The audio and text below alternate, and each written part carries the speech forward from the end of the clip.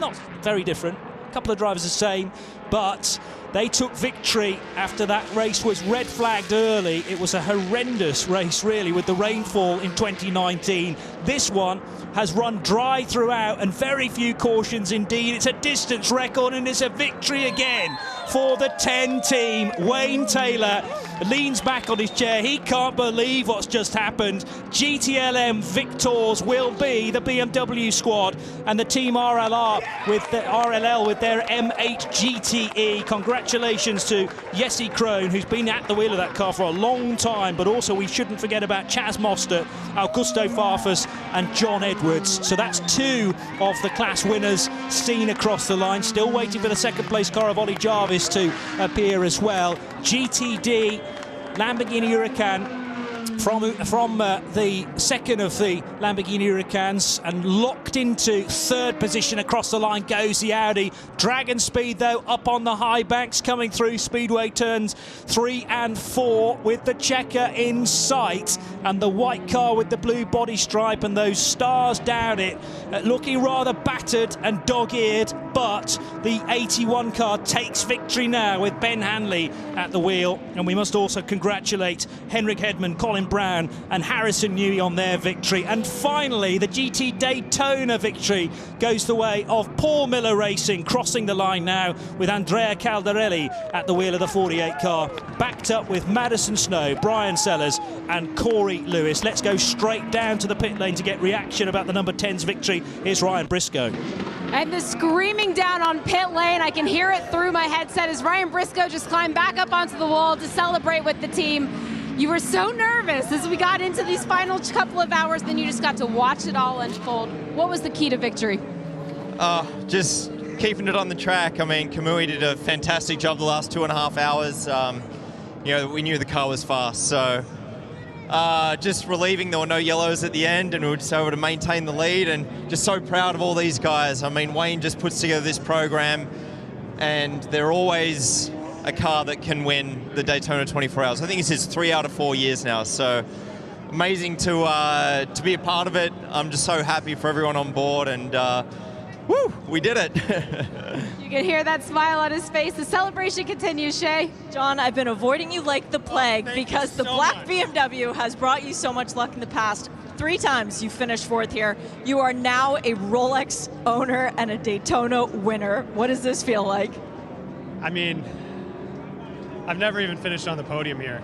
Daytona has treated me so badly in the past, and I'm not sure. I think this might be my 10th year here, and the very first year I finished 4th. I guess you said we had another couple times finishing 4th, and you know, that's so bittersweet. You know, when you finish the race and have all that effort and no celebration really from it. So yeah, I think today we were looking pretty sure that it was going to be a podium, but if it had been 2nd or 3rd, it would have been so bittersweet. Yeah, it was hard to believe. It was hard to watch the end. I've never been more anxious in my life, and I looked at Chaz, and he was just cool as a cucumber, you know, rocking his Casio calculator watch, and I'm a little concerned about him because I don't know what he's going to do. You know, now he's got this nice watch, but I don't know if he knows how to tell time on an actual watch. He's got his digital calculator, so I think we might have to teach him a little bit, but yeah, I'm so relieved. The guys at BMW, despite all the hardships we've had the past few years, you know, never lost faith in me, never lost faith in Jesse, and it feels really nice to get one for them today. Congrats, John. Now to Renger and Jamie. And Renger van de Zanden now congratulating Wayne Taylor. He was FaceTiming the entire moment of the checkered flag so his family back at home could see.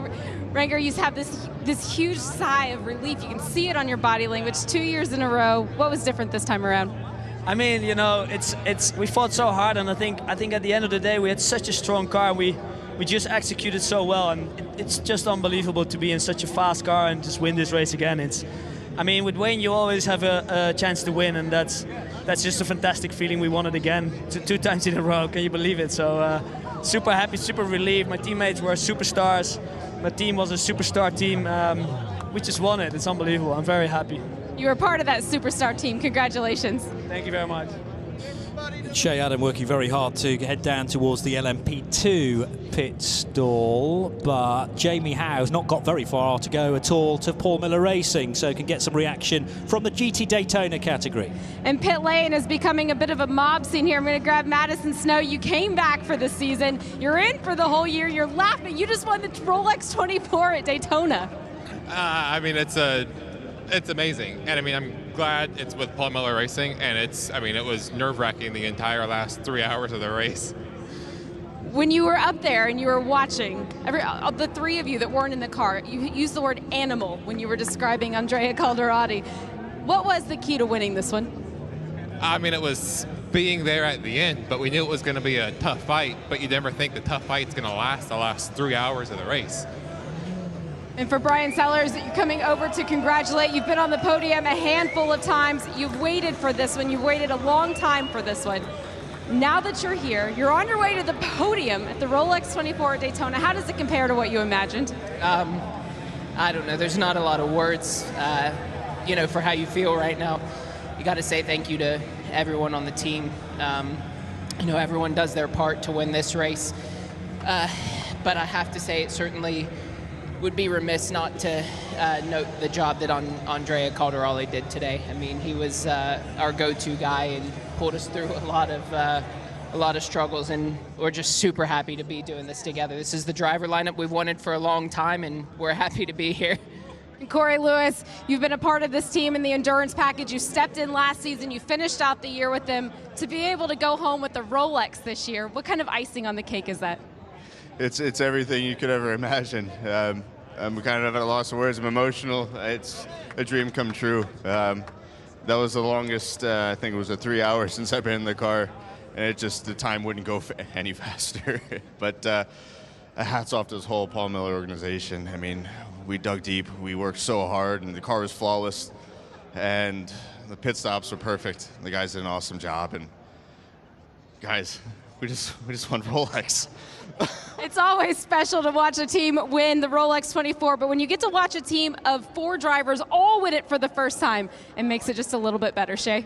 Ben Hanley's just caught sight of his teammates running over to him. You're a Rolex 24 Hours of Daytona winner. Here's Colin Brown, Henrik Hedman, and of course Harrison Newey.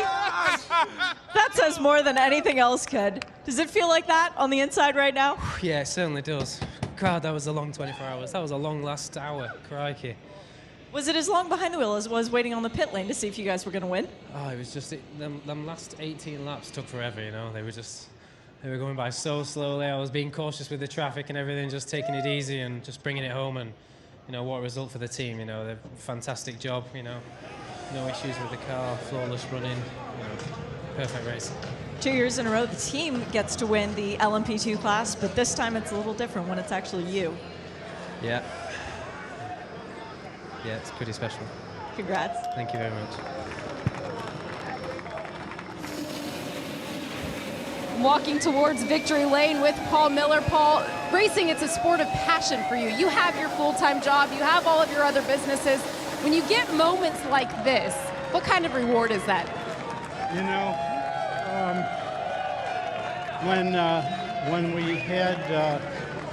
When I had one of your associates come over to me before the race ended with about a half an hour to go, I said, don't even bother sending a camera over here before the race is over, because I've driven at Le Mans and had the car break on me on the very last lap. And anything can happen. It's goofy what can happen in this game we all love. And it's just so rewarding to have Lamborghini behind us and Total behind us. And our guys have just done a great job. Brian's obviously done a wonderful job for us. And it's so great to have Madison and Melanie and Martin back. So I'm just over the moon. I'm just about to break in half, to be honest. Don't break in half before you get up to the podium. Congratulations, Paul. Thank you. Colin Brown, you're not used to watching the end of races. Normally you're the ace behind the wheel, so how difficult is it to be sitting on the pit box watching your LMP2 car come across the line first? Yeah, super pumped. Ben did a great job, so did Harrison, so did Hendrick, but I was telling these guys it's more nerve-wracking for sure sitting in the pits watching than sitting in the race car. I've not done that a whole lot, but certainly a really cool deal. I mean, Ben drove the wheels off the thing, and the guys had great pit stops and good strategy the whole day. And you know, when you execute like that, make no mistakes, so you usually get rewarded with the victory. So just proud to be a part of it. These guys did a really great job. You know, grateful for the opportunity to come in and you know, do this with all those guys. Pretty special for sure. And now that you've got a third Rolex, might it go to Melissa? I think I'm gonna have to. I don't have any more wrists left. She's pumping her fist on the other side of the fence. I'll let you go celebrate with your missus. I'll do it, thanks. Shea Adam with Colin Brown and an awful lot of other winners. I think we just about got through everybody there. GTLM. Yes. Yeah, we have from John Edwards. We did indeed. Yeah, it was great. Super job by that whole team there. Yeah, thanks to Shea. Thank you to Jamie Howe as well. And remember, post-race tech follows very, very shortly. Michelin post-race tech. Love to hear any questions that you might have to add to the conversation at IMSA Radio. Make sure you include the hashtag at Michelin PRT. And that just about does it then for the first race of the season for the IMSA WeatherTech Sports Car Championship. I think it's fair to say, Jeremy, it developed into a bit of a rhythm overnight. Not too much incident, but that was great because it provided this extended run under green flag conditions. A little weird that we had that spell of 3 yellows reasonably close to one another at about 8 o'clock in the morning, and that sort of served to spice things up. We, the fans here enjoyed 3 restarts, and it really closed the field up in the GTLM category. But always something I thought to take the interest, not least the breakneck speed at the head of the order from the DPIs. Yeah, I agree with you. I mean, I think the race pretty much unfolded as one would have expected, but for me it was even more thrilling than expected.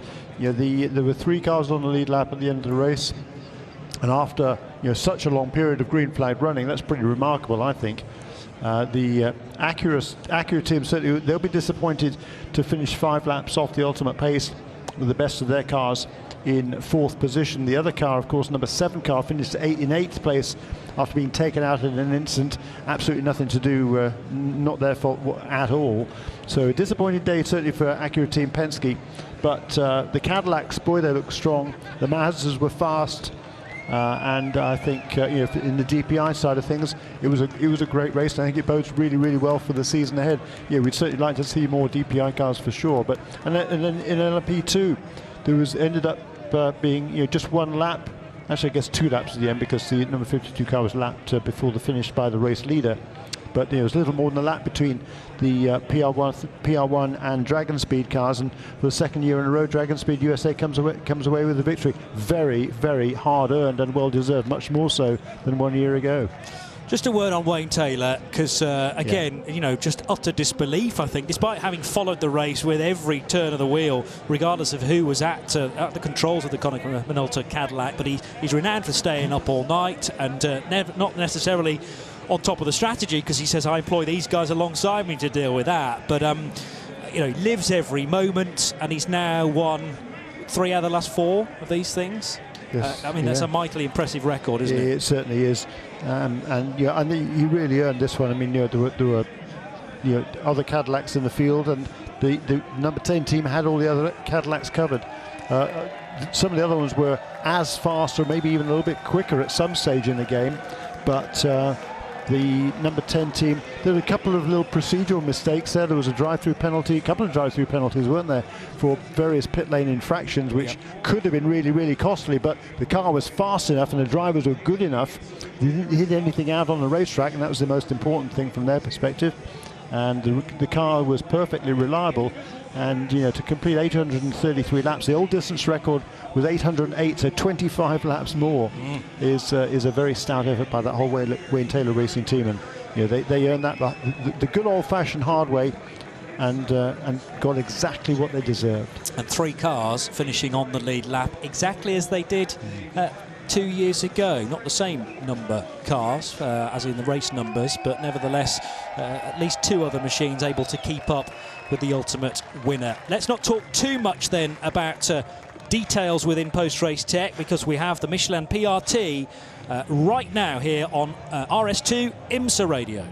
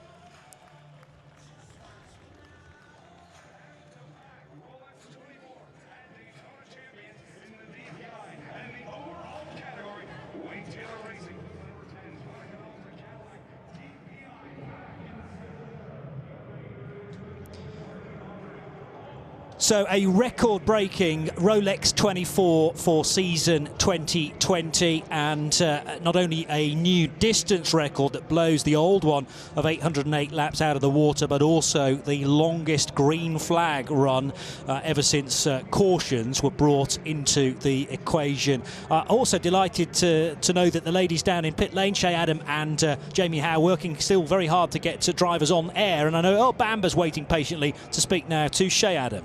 Yeah, I've got Bam Thor and Jam Jam, all three of them waiting here. So I'll start off with Lawrence. You were sitting on the pit box for the end of that race. How terrible is it when your car has a chance at a win? Shit. Yeah, you know, we're race car drivers and we're here to win, and we fought for 23 and a half hours for a win. I think we were never further away than 5 seconds or a bit more. So it was a really intense race, and in the end we simply lost out. And then afterwards you ask yourself, what did we do wrong? And there's not really anything which pops up. Yeah, it's shit. It's the word for it, but yeah, it's the way it is. Apologies for the language, but it does help that you get on an airplane and fly to the other side of the world and race a 12-hour next week, doesn't it? Yeah, well, after 24 hours like this, and in general, you like to see your family and never like stay at home. But tomorrow, obviously, all targets will be in Bathurst, and at least try to get that one. But yeah, like I said, we did a good race. Nothing we can approach ourselves. The dream of winning Daytona is still a dream. Goes on a little bit more, and Earl, I've got to ask you about the pass you made on Nick, because we were saying that you would be smiling underneath your helmet when he ran a little bit wide in turn one. Were you indeed smiling? Actually, when they came out in front, I was like, no, I'm not going to come third. So, as Lawrence would say, so I put my nose, and Dice I didn't expect to pass, and he locked up, went wide, and then we had good speed, but not enough speed to catch the BMW. We sort of went back and forth with Nick, but we sort of struggled with tyres and a bit of speed at the end of the race, and the BMW was on a... They did a great job. They did a perfect race. But I think for Porsche, we can be really proud to come out our first 24 with the new RSR. Get a double podium is nothing to be sad about. So I think everyone's happy, but obviously to lose the race by just that smaller margin, it leaves a bit of taste as well. Yeah, that's what next year's for. And you guys, defending champions, you know what it's all about. Points. Second in points after this one. So don't hang your head in shame at all. Yeah, and I think, to be honest, we've got a good car. Team's operating great. They're making all the right calls. So, you know, I guess it's one better position than what we finished last year at the 24 when we won the championship. So we'll go hunting it. One better next year. And Matthew, I've got to ask, you're going to be driving at Bathurst next week too. You've been sharing a car with these two all week. How excited are you to get out against them on track? Super excited. I'm gonna kick their ass, but they don't know about it yet. No, but it's gonna be fun. I mean, we had a nice race. Yeah, you're gonna feel the jam. I tell you. And Matty Campbell as well, reigning champion. But yeah, I mean, we had a nice weekend. We have a good relationship, both we together. We have always great fun, and it's yeah, also nice sometimes to battle. And it's gonna be, I'm sure, a great weekend next week. And I hope we have a nice fights on track. See you down there. Yeah, see you there. Thank you.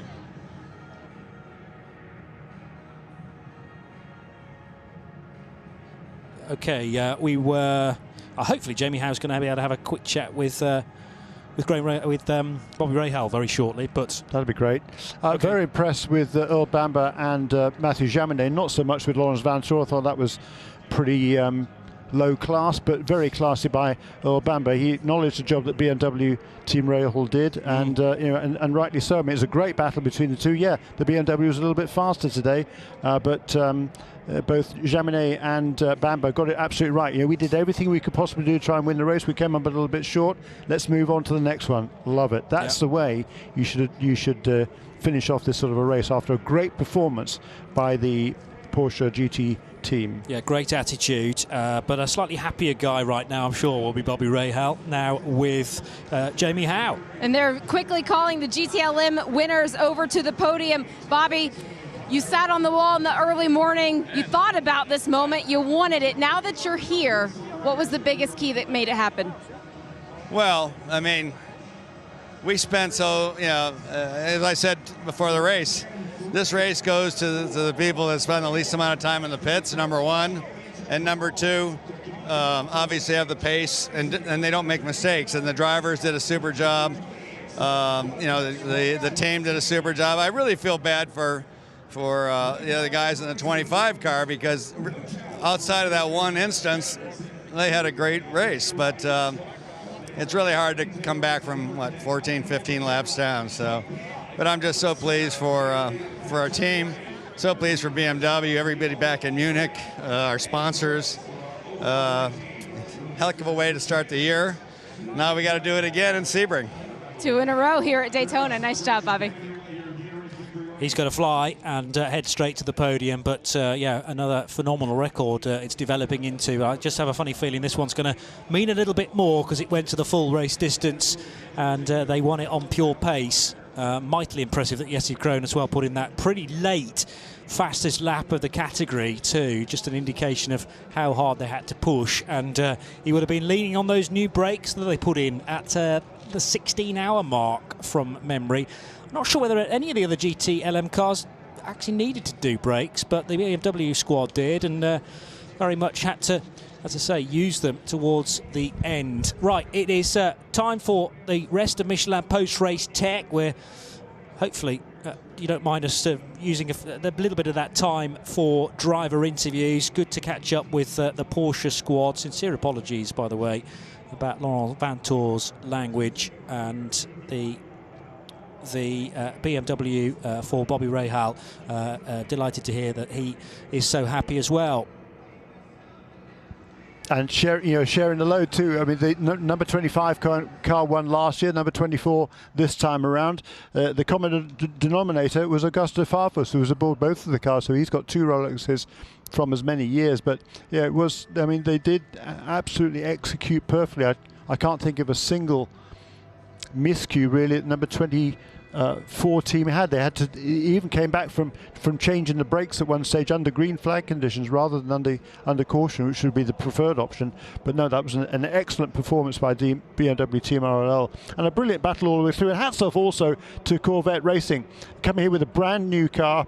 They finished, well, I don't think they'd been lapped by the 3 leaders in the class. They're going to show us a lap down because they'd been lapped one more time by the overall race leader before the end of the race, so completed 1 less lap. But that was a performance to be proud of for Corvette Racing. That stunning looking new C8R, and I think that bodes extremely well for the rest of the season. Let's talk about LMP2, because I think in the early entry lists there were due to be 7 cars. We made a race with 5 though, certainly, and it lasted not quite all race long, because in the end the number 81 car had a distinct advantage. But it is a category that I know, Jeremy, you would love to see them run de-restricted, the LMP2 cars, and yes, out for the outright win. That's not the way of things right now, but it developed into a really good race, and I mean a very emotional Ben Hanley at the end. Yeah. That race, those stints went on and on for him towards the end. Shows how much he wanted to win it. Yeah, I mean, it's so easy to make a mistake that day. You've got a lap lead and it's easy to lose concentration, but the whole Dragon's Teeth team, again, they executed perfectly. That's how you win a Rolex watch. If we've got a moment, we've been joined by Bo Barfield, the race director. Bo, what a motor race. I mean, pretty much unfolded like we thought it would. We didn't think there'd be many caution periods. It was a tremendous motor race, wasn't it? Absolutely. Yeah. I mean, in terms of what we were hoping for, setting the tone of the meeting this week, and just on-track behavior, good racing, interaction, racing clean, racing hard, it was fantastic. It was, and you were relatively quiet up there in race control in terms of having to make any sort of difficult calls. I mean, it's funny, you look back at a year like last year where you got red flags and you end early and all this kind of stuff, and it seems grueling and tiresome, and it certainly is, but you're engaged the whole time, where you never have a moment to step back and get fatigued or tired or hope you can take a nap. Whereas this year, that seems like much easier. It is, and you're just falling out, and it's hard to stay engaged because everything is just going so easy and so smoothly, and there's no real tension or intensity to keep you awake. It's a tough one. It really was. It was brilliant. Got a question in from the Angry Pothole here, which is I love that handle name. Do you actually think, and the question to both of you actually, Do you think the smaller field helped the race, 38 starters, but it meant that we had that sustained run in the middle? And if so, should the highest number of cars permitted to be on the grid actually be decreased? It stands at 60 right now, Bo. I don't think you're ever really going to see a reduction in that, because it sort of makes the most sense from a financial and practical standpoints.